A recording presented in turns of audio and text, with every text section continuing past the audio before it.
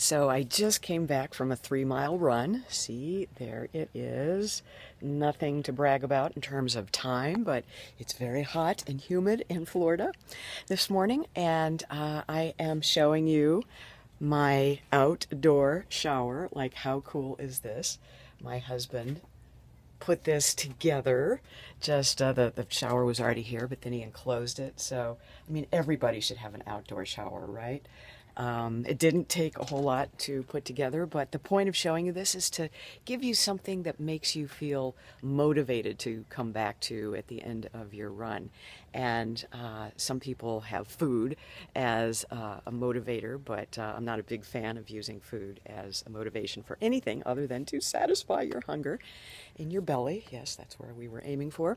And but whatever gets you off the couch, that's so important. I was interviewed yesterday for a podcast, and the interviewer asked me, well, what do you recommend for people to get started if they want to run? And my answer is just start a walking program and then gradually add 30 seconds of running into your program, and then increase that ratio, but only do it at a pace that is good for you, because a lot of times after 2, 3, 4 weeks, people start to burn out as they add too much running. So you have to do it so gradually. And a lot of people, if they're thinking about running, they're excited to get out and do it. So if you want a program that is custom tailored and right for you, please feel free to contact me on my website at vegcoach.com.